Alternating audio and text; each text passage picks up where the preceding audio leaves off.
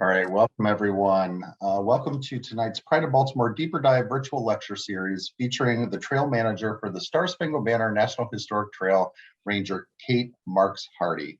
We're excited to have Kate tonight, and especially excited with the topic Women of the Chesapeake during the War of 1812, because guess what? We are kicking off Women's History Month. It is the month of March, so what a great way to kick it off tonight.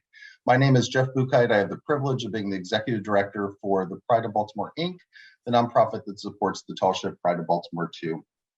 I do want to say, take a moment to say that our hearts and minds are with the people of Ukraine, and we're sending them our thoughts and our prayers. It is a tough time.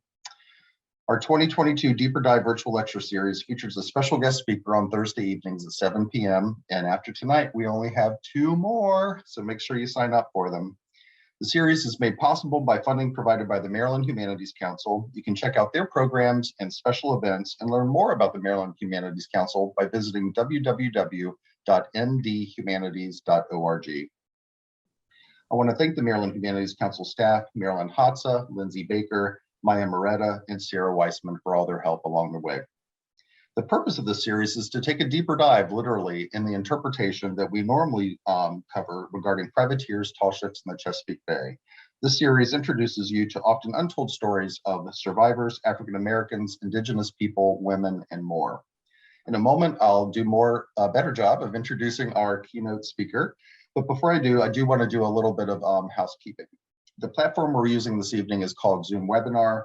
So for the purpose of tonight's program, you'll only see our guest speaker, Kate Marks Hardy, myself as the MC, and then at the end when we start doing Q&A, Jeff Crosby and Patrick Smith. Following Kate's presentation, we'll be taking questions in the Q&A, and you can find the Q&A box at the bottom of your screen. Just click on that, put your question in there, and those questions will be fed to Kate. If we run out of time, do not dismay, do not take it personal. You can just email us at pride2, the number 2, at pride2.org, and we will do our best to get those answers to you. And we can always connect you with Kate. I do want to highlight the next 2 programs that will happen in the next 2 weeks. A week from tonight on March 10th, Jeffrey Bolster, author of Blackjacks, African American Seamen in the Age of Sail, will be our feature. And then last but not least, on March 17th, Mario Harley of the Piscataway Conoy tribe will discuss the history and meanings of the Piscataway Conoy people in the Chesapeake Bay. Please note, for that program, we will not be recording it. So if you are interested in that story, those stories, and that interpretation, you will need to register and sign on and participate that evening. You can see why we're so excited about this series. It's been a great time over the last few weeks. Make sure you do register for the 2 that are coming up, and you can do that at www.pride2.org. Simply click on Come Aboard. So now, what we've all been waiting for, we're excited for our 4th featured speaker in our series, Ranger Kate Marks Hardy, trail manager for the Star Spangled Banner National Historic Trail. During the War of 1812, women living in the Chesapeake Bay region endured great political, economic, and emotional upheaval. These women from various occupations, classes, races, and ages played an important role in the war. Their bravery, resourcefulness, and resilience influenced the evolution of the nation and helped the country to survive its first test of democracy since the American Revolution. A few words about Kate. Before coming to Fort McHenry National Monument and Historic Shrine, Kate worked for 7 years in the National Park Service Chesapeake Bay Gateways Office as a visual information specialist.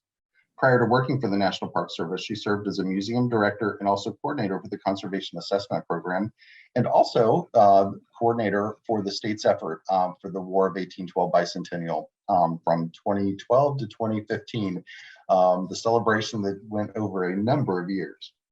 I think it's really cool to note that Kate's parents took her to national parks and museums throughout her childhood, setting the stage for Kate's love of history and museums.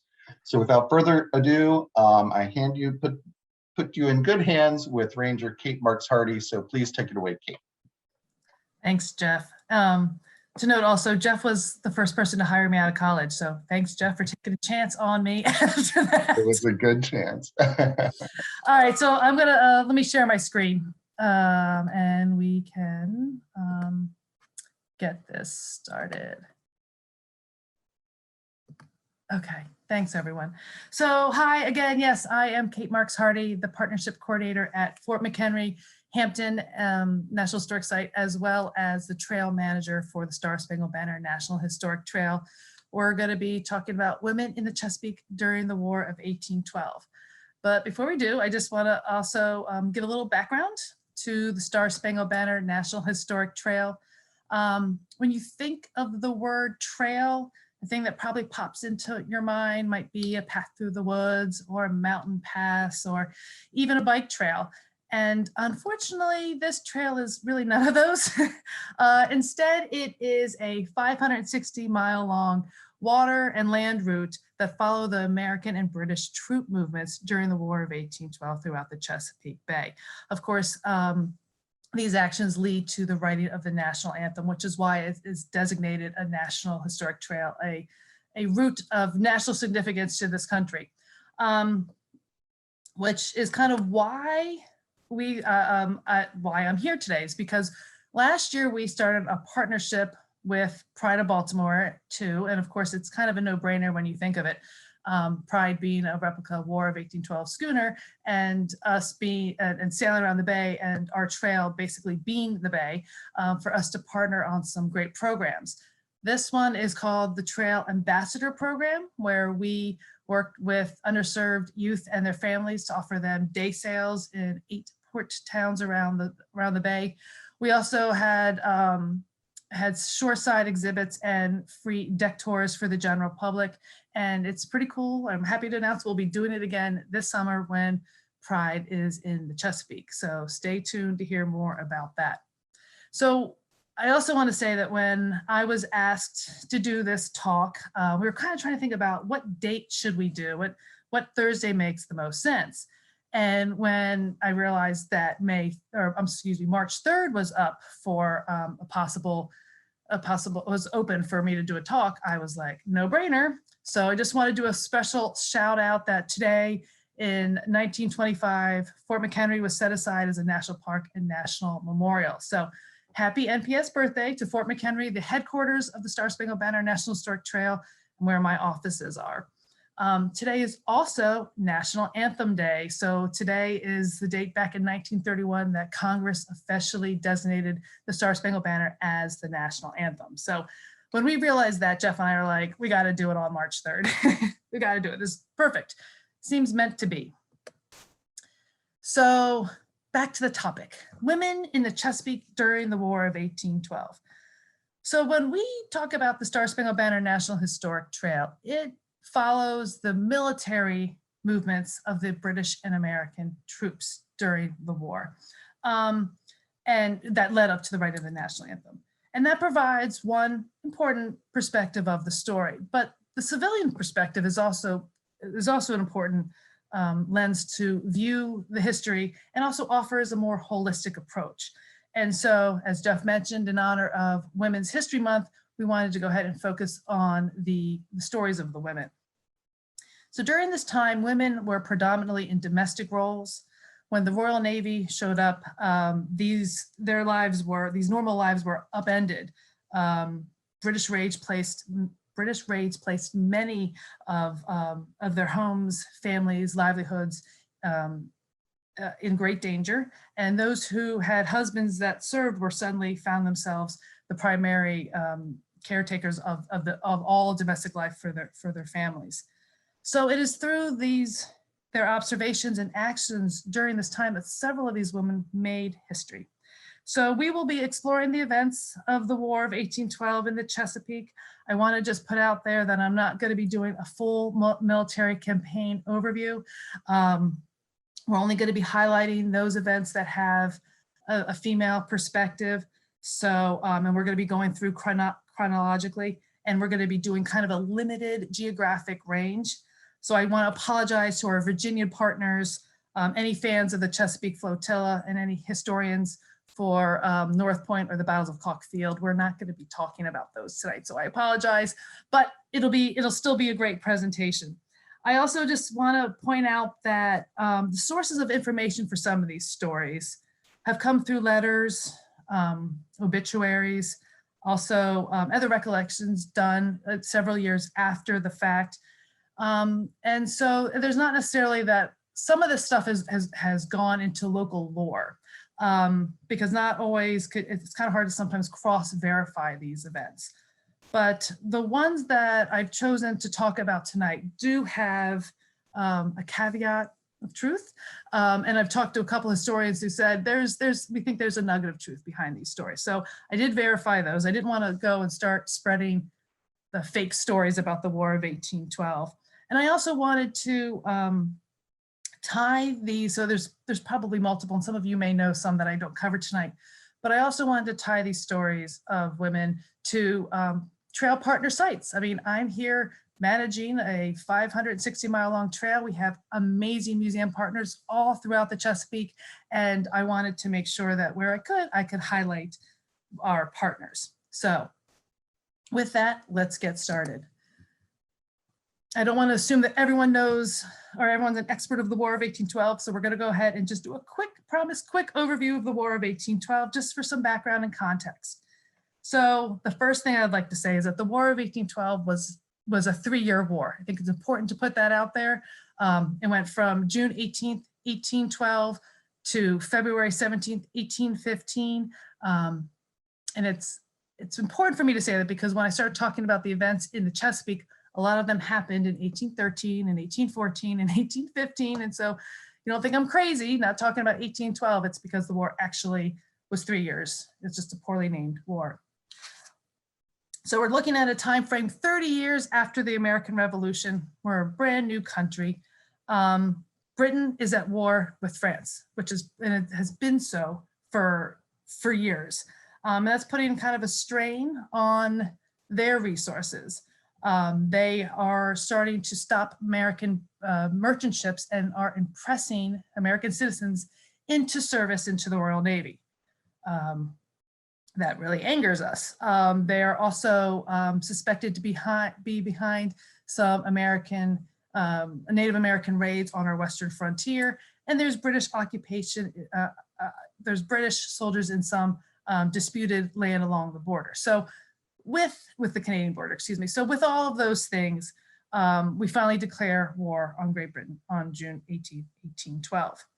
And it wasn't necessarily the smartest thing at first. Our Navy is severely outnumbered. We've got 17 ships to their 500, their fleet of more than 500. And our Army is definitely more than half of what the British Army numbers are, and ours are scattered. So we were a little unprepared for this. For the actions during 1812, the primary events are going to be happening along here, the Canadian and US border and out in the Atlantic. While Great Britain is fighting France, maybe the Canadian colonies would want to come over to us. We don't know. And Britain didn't want to find out. So in 1813, they want to draw some of the troops that are here and draw them off and away from their Canadian colonies. So they decide to target the Chesapeake. It is a hub of decision-making and political power. And so in 1813, the British come to America. When they come, in February 1813, they blockade the Chesapeake Bay, and they do this for 2 years, disrupting the nation's economy and trade. The Royal Navy at the time is also conducting raids all the way from Norfolk, Virginia, all the way up to the Susquehanna, raiding and looting coastal towns. So one of the first actions, or some of the first things they do, is in the upper bay of the Chesapeake. So, and here we are, finally, thanks for being patient. We're here to talk about some of the women in the War of 1812. So what's pretty interesting is that the 3 stories I'm going to highlight here all have a bit of folklore attributed to them. They all also have, also involve kind of standing up to the British, which I think is pretty great as well. So we're going to start with, chronologically, Elkton. So Elkton, Maryland. Now, Elkton during the War of 1812 was one town that had successfully repulsed the British invasion twice.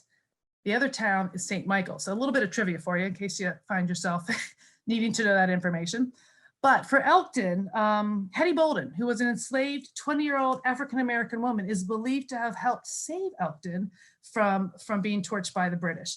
So when the British approached Elkton. They arrived at Whitehall, which was the home of Bolden's enslaver Frisbee Henderson, and they were told that they couldn't reach the town by water. So they asked Hetty to escort them on foot, to lead them there on foot, and she was reluctant. And they had promised her money, and they had promised her freedom if they were to do this. And apparently she could have taken a direct road to Elkton, but instead purposely misled them and frustrated them, so that after a while they turned back, swearing, of course, to come back and burn all that they could. So this is pretty amazing to think that here's a woman who's enslaved, purposely misleading people who possibly could have freed her. And, there were some people who doubt whether or not this story is true, but there are multiple public records that, including a census record, a death notice, that there is a woman named Hetty, an African-American woman named Hetty, who lived in Cecil County, during this time.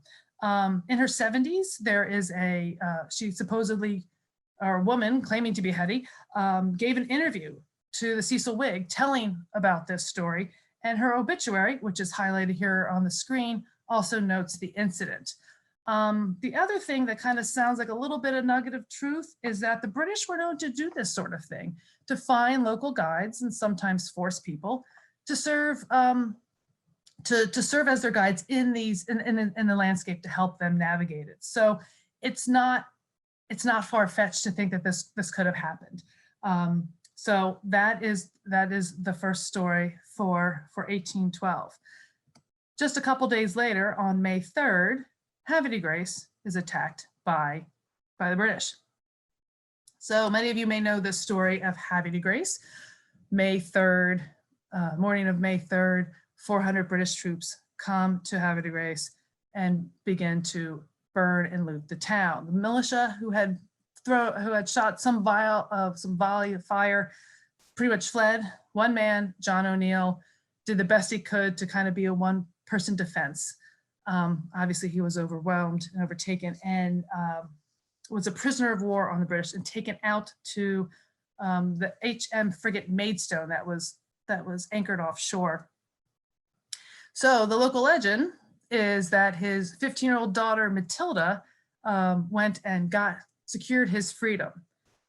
I don't know how much influence, or you can say that she led the charge, but there is public record, and he did have a daughter named Matilda, and there's a public record of a Miss O'Neill being part of the flag of a truce delegation from the town that went out to the Maidstone to secure O'Neill's release. And we're not sure exactly what happened, but he was paroled 3 days later. So most likely she was part of that, and probably the youngest member. And what I think is really interesting, okay, to put in today's terms, we're talking about a 15-year-old girl. So, right, like let's say she's a high school sophomore, can't drive, going out with other townspeople, but going out to the people who had just raided her town, burned down 2/3 of the buildings to plead for her father's life. I think that just shows an amount of bravery and courage that you wouldn't necessarily expect from a 15-year-old girl. So it's pretty amazing. The other part of this that still might be a little bit more, this isn't as proven, is that Cockburn, who was Admiral George Cockburn, who was the person in charge of these raids, on the British admiral, excuse me, that he was supposedly so impressed by her that he gave her a gold-mounted tortoiseshell box that now actually is in the collection of the Maryland Center for History and Culture. So I'm not sure it went that far, but that is still part of the whole legend. And then shortly thereafter, after being in Havre de Grace, 3 days later, the British sail up the Sassafras. The militia there from Fort Duffy fired upon the British, which they don't like. They usually go to teach people a lesson, and sure enough, they went to burn Fredericktown and Georgetown, two cities right there on opposite sides of the Sassafras River. They first went to Fredericktown and burned it, and then came to Georgetown. And when they came to Georgetown, a woman by the name of Katherine Knight apparently pled with Coburn to save one house that was occupied by an older alien woman. And also the house, it turned out she was able to save the house next door that she was renting, that she had lived in. So there are records of Kitty buying the house that she had been rented. And then in 1836 and then 1855, when she died, her obituary is actually the first record of this happening. So there was no contemporary accounts of it happening during the battle. Again, did this happen? You have to ask that question, but okay, so first, those two structures that she supposedly saved still stand. So that's interesting to know. They both stand, and they actually have been combined into an inn and a restaurant that bears her name. And also Coburn, as we kind of learned from Matilda, and also there's a couple stories of him throughout this Chesapeake, of him hearing these pleas and yes, backing off and listening to when people, especially women, would come and ask him to stop. So it doesn't seem out of character for him, and it's not something that seems completely crazy, because there seems to be a pattern in his behavior to do that. So it is believed that there is truth to this story. So following these three events, the British continued doing raids in the Chesapeake during 1813. In fact, they hit St. Michael's, like I mentioned earlier, twice unsuccessfully, and they also did attack Queenstown in Queen Anne's County. The British then at the wintertime left the Chesapeake and came back in spring of 1814, and it was a different game. When they came back, Napoleon had been defeated. So all of the attention that had been put towards fighting France, it was now over. So that means about 14,000 battle-hardened soldiers were coming to America. And one of the primary targets was the Chesapeake region. And the objective was to bring economic hardship to the area. So one of the things that they do in April is Alexander Cochrane, who's the charge of the North American station, so essentially Coburn's boss, he puts out this proclamation basically saying, hey, if anyone wants to come over to the British side, you can become a British citizen, we'll resettle you in one of our colonies. Now, it doesn't specifically call this out, but this is aimed towards the enslaved population.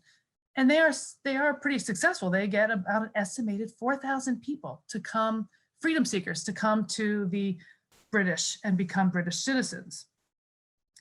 This is pretty amazing, because they are hitting the economy with that is based on slave labor, and they're also gaining the knowledge, some of the local knowledge of the waterways and the landscapes. So the British continue with raids. During the summer of 1814, they skirmished with Joshua Barney and the flotilla. So there, I slipped it in a little. And then in August of 1814, they decide to go to Washington and take Washington. So this is where we're going to hit our next three women, learn about the next three women. They all are not only are they regionally near each other, but they all provide an educated white perspective. So because what we know about them is through a lot of this through their letters. As the British come up to invade Washington, they need to go through the town of Bladensburg. That's where they meet a force of primarily militia soldiers, and it is an American route, easy British victory, and the British are able to go into Washington. A woman by the name of Rosalie Calvert, who is at Riversdale, she's able to actually witness the battle from her second story window. In fact, she claims to have seen several cannonballs with her own eyes. Most likely these were concrete rockets, but she's actually able to witness it. And so what's interesting to note is that she also 20 years earlier had escaped Belgium because of Napoleon's forces. So they escaped to come to America, and here she is seeing almost a similar invasion here with the British. So she also makes other notes in her diaries to help us to kind of gain what was going on, what we may not think about when we're thinking about the Battle of Bladensburg. One of them being that her husband and several of their enslaved field hands helped bury some of the dead after the battle. In fact, she notes having her bedroom full of rifles, pistols, sabers, etc., most likely coming from the people that her husband had buried. Now that battle also was witnessed by a woman down in Oxen Cove Park, a woman by the name of Mary DeButts. Here in this quote, and this is kind of a cool illustration of a perspective of what the burning of Washington would have looked like from Mount Welby, her house in Oxen Cove. So she writes how they could feel their house shaking from all the different explosions and such. And she describes it as indeed a day and night of horror. What I find interesting about Mary DeButts, though, is that she's English and her husband is Irish, and they are British sympathizers. But the wars hit them hard. They're unable to access English markets and English banks, and they are struggling to keep their farm. So as the land forces are going into Washington, there is also a naval force going up the Potomac to support the army. And it's interesting that she notes that here she is, how much it hurts her to think of her countrymen as the enemy, and then talks about finding 3 concrete rockets on her yard because they had attacked her house, and kind of the inner turmoil she must have been feeling of having to look at her own countrymen as that. So next we move to Washington. You guys probably know this story well. The story of Dolly Madison. I could not do Dolly. I mean, it was kind of the obvious one. I was like, oh, do I do Dolly? And I was like, I had to do Dolly. People are gonna ask, why didn't I do Dolly if I don't include Dolly on this? So many of you know what happened here. She, so with the Battle of Bladensburg being a British victory, they get word that it's time to evacuate the city. And she, meanwhile, had set the table. They were going to be planning for a victory party. So she is instructing her helpers, her slave servants, to save as much as they can, as many national treasures as they can, including the portrait of George Washington. Now, correct, she did not do it herself. She instructed others to do so. But the fact that she would have the state of mind to be that deliberate is pretty amazing. I mean, her husband, she's not sure where her husband is. She knew he was at the battlefield, and she's just getting word that she has to go. And she does make the effort to try to save what she can. Some of these being national treasures today. So following the invasion of Washington, the British go back to their ships, and they sail up to Baltimore. The next target is Baltimore. And hopefully you guys are figuring out that these maps with the blue spots are kind of where I'm talking about these stories. So the British, they come up to Baltimore. That's their next target. They start both a land and sea invasion of the city. The bombardment of Fort McHenry from the naval forces is 25 hours. When the bombardment stops, an American who happens to be out in the Patapsco River, a man by the name of Francis Scott Key, sees the flag flying over the fort and is so inspired that he writes the words that become the US national anthem this day in 1931. So let's talk a little bit about that flag that inspired him to do that. That flag was made by a household of women, that household led by Mary Pickersgill. So Mary Pickersgill is a woman who was born in Pennsylvania. By the time she moves to Baltimore, she's a widow with a daughter. and she is an experienced ship and signal flag maker. And in 1813, she's 37, and she's commissioned to make 2 flags for the fort. One is 30 by 42, that's the main garrison flag, and then a smaller one for the storm flag, it's 17 by 25. And she's not the only one doing this, though. She is, she's got her 13-year-old daughter, Carolyn. She's got 2 teenage nieces, a 13-year-old Eliza and 15-year-old Margaret. She also has 13-year-old African-American indentured servant, Grace Wisher, helping her with this. Her mom, who's older, might be helping her. And Mary also had enslaved someone, and they very well probably were helping as well, because this type of project would have been all hands on deck. I am someone who, I was a volunteer who did the Stitching History project back in Maryland Historical Society, then Maryland Historical Society, now Maryland Center for History and Culture, where they recreated, they hand sewed, they recreated the 40 by 32 foot flag. And I had to look this up. They did in the same time, and the idea is that they did this all in the same time frame that Mary and her group did. So 7 weeks, about approximately 7 weeks. The Stitching History Project had 218 volunteer stitchers that logged over 3,700 hours. And that was for 1 flag. And it was a lot. We're talking 2 flags with just a small team of women.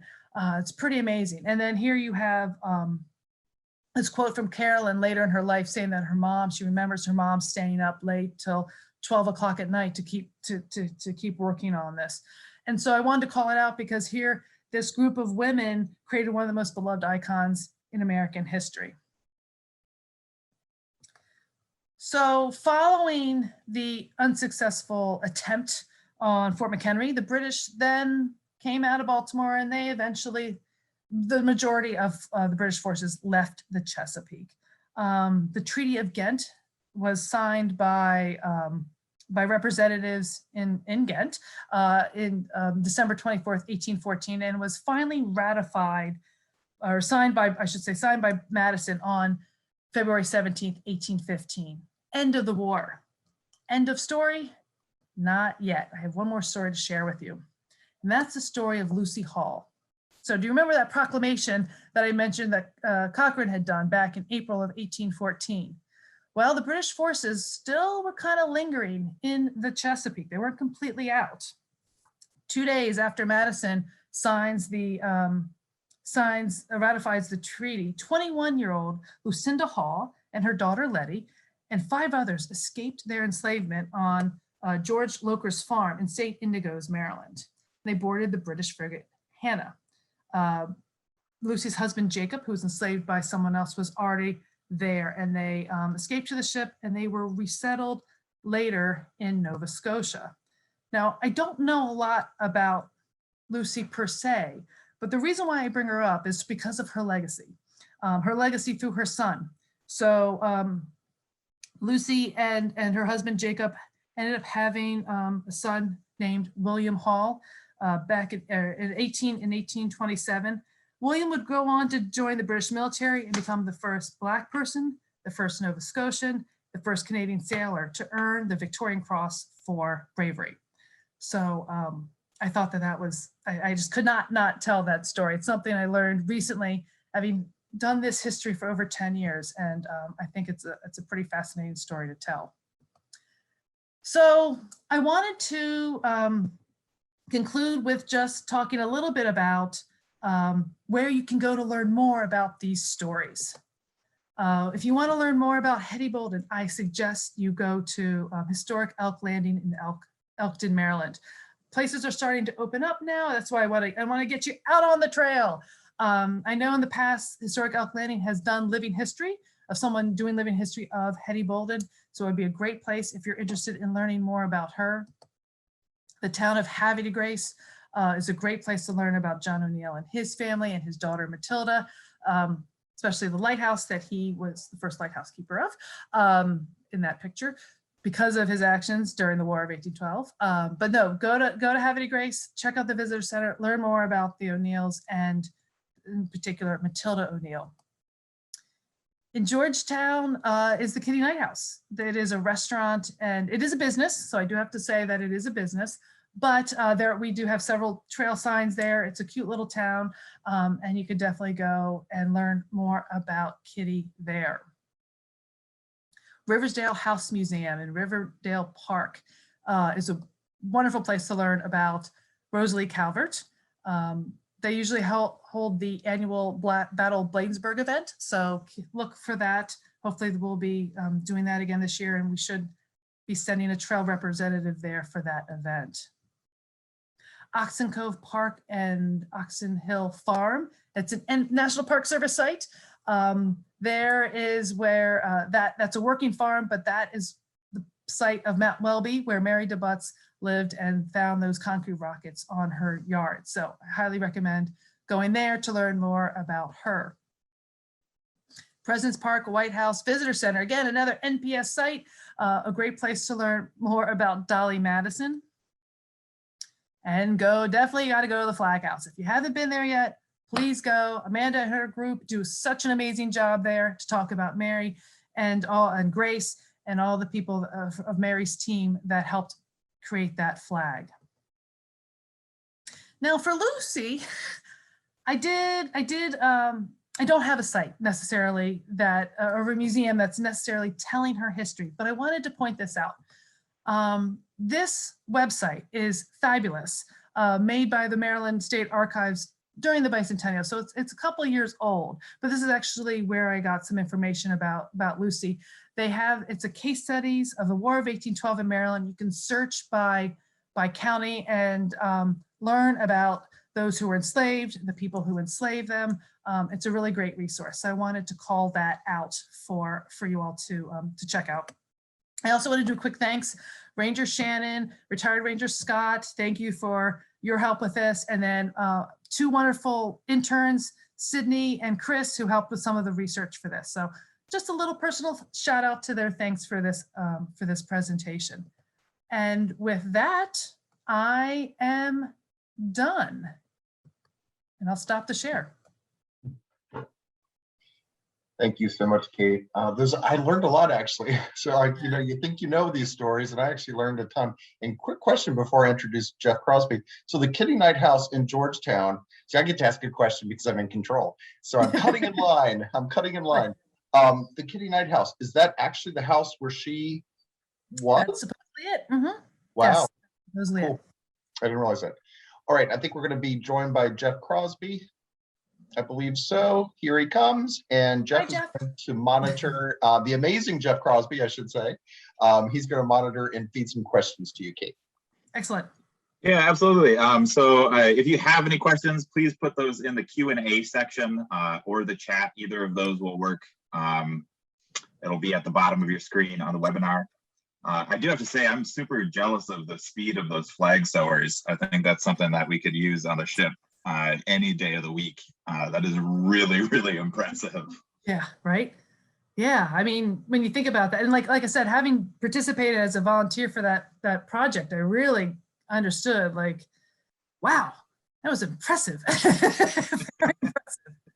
Yes, as somebody who's sewn miles and miles and miles of sails, yeah, can't help be impressed by that.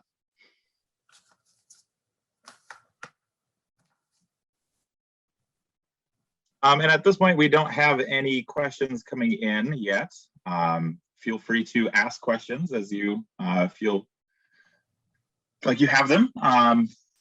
To kind of shift gears a little bit, so we're partnering again with you this summer. Yeah. What's that going to look like? It's still in the works. We haven't really nailed down a lot of it yet, but yeah, we're still working on that. So it's going to be slightly abbreviated. We have a little less fun, so we can't do as many. And also you guys are going to be in the Great Lakes, which is exciting. So we're going to be looking to do it in the spring and fall. We have a couple dates in Baltimore. Our Baltimore partners have jumped on it.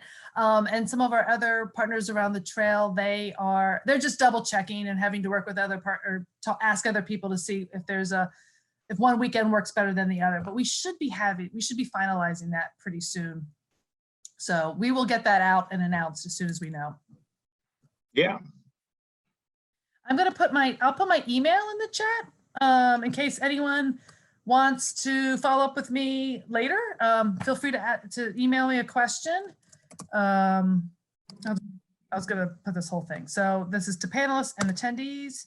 It's very simple. Kate_Marks@nps.gov. If I don't know it, I will find someone who does know the answer to that question. So please, I'm happy to answer whatever you want to know. Fabulous. We've got a question in from Robert Hardy. How did your time at St. Mary's College, his alma mater, inspire your interest in history? So that's really funny. How did it inspire my interest in history? That is because it's it's Maryland's first capital, right? So I absolutely the campus is beautiful and I loved being surrounded by the history. I actually started off as a bio major, which is really funny, but history was always something that really stuck with me, if that makes sense. And like Jeff had mentioned, my dad would drag me. I've been to so many battlefields as a kid and so many different museums. And I don't know, I just loved it. And so after doing 1 year of bio and then also being in and being surrounded in history at a college, it kind of was a no-brainer. I also had a really fabulous advisor that, someone I took a class with every semester that kind of helped nurture that love.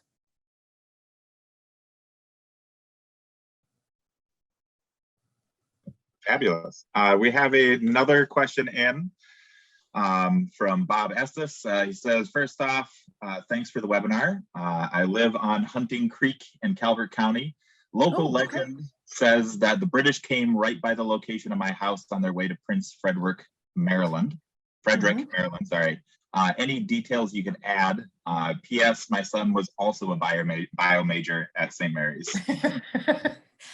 I think we all start off there and then you just kind of start off. So yes, I know the British did go to Huntingtown. I don't know about exactly where they went around your house, Bob. I don't know exactly the route, but I can find out for you. You see my email address. Please email me this and I will find out for you. I know they did go there. That's one of the sites. I don't know the exact route yet. So let me look that up for you. Excellent. And it looks like that is it for questions. And I'll ask while we give just another minute if anybody has any. And Kate, I think people don't have many because you did such an amazing job. So that was really good. I have a question. You were the coordinator for so much of the War of 1812 bicentennial for the statewide bicentennial. Do you have some favorite memories from those hard working years? Oh my God, those were some of my most favorite years, actually. That's what's so funny. I loved working with the partners, that's probably why I do partnership stuff now. I loved going to seeing all the different regions and working with people who were really passionate about their local story. And it was just inspiring, to be honest with you. I don't know if I have a favorite. Celebration was amazing. I don't know if that's an easy one to get or if that's too easy. I would say, and then we also organized, and it's funny, we organized these called FAM tours or familiarization tours, where we took people from, we scheduled them, I guess, in about 8 or 9 of the regions.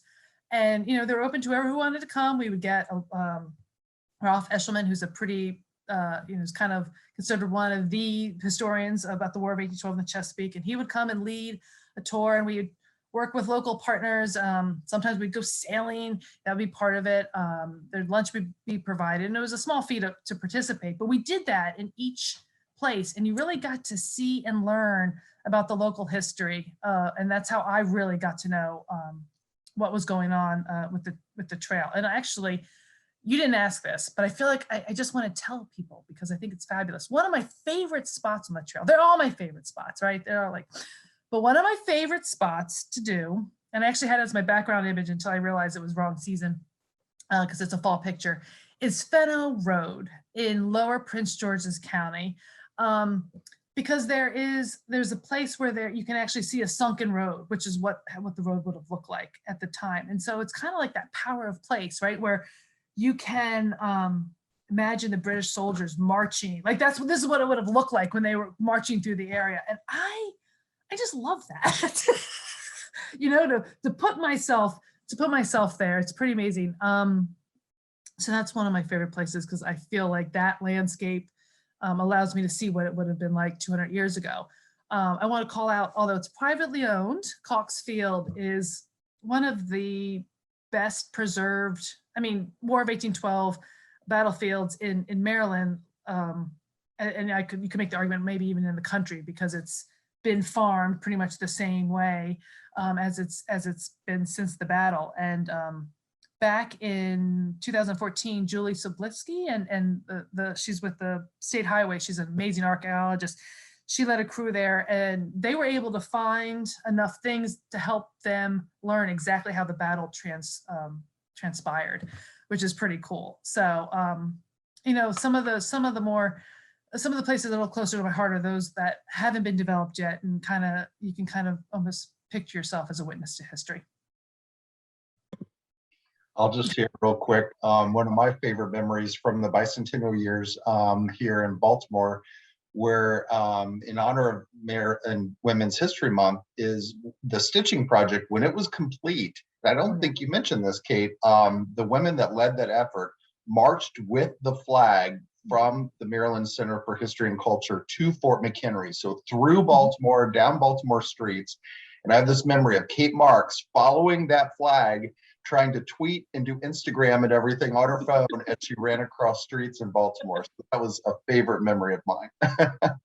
Well, I also remember having to jump on, and when people are like, because it's heavy, it's like 50 pounds. And then being like, I'd be like, all right, hold on, I'll take a turn, and having to help carry it down. It was, it was good. Yeah, that's really funny. That's Well, Jeff, are there any other questions? Or we?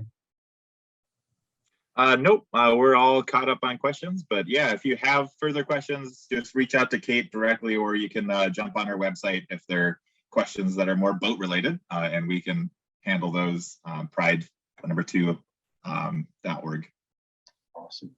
Well, cool. I want to thank you, Kate, for taking the time to do this tonight. It was really an amazing session. The recording will actually go up, and people will be able to share it, I believe, sometime tomorrow. I want to thank the Maryland Humanities Council for making this virtual lecture series even possible. And I also want to just say that I couldn't help, and I'm sure I'm not the only one, that Kate, as you presented tonight, I couldn't help but keep thinking about the women of Ukraine and probably the very brave things that are happening there right now that are just so, I don't know, I just kept thinking about it. Yeah, I will say I kind of got a little emotional at some of these when I was realizing, like, oh, this is still happening today, like some of these experiences. Yeah, that thought definitely did cross my mind as well. So thank you, everybody. Please tune in next week. Make sure you sign up for March 10th session, which will be with Jeffrey Bolster. We can't wait to do that. And thank you, everybody, for joining us tonight.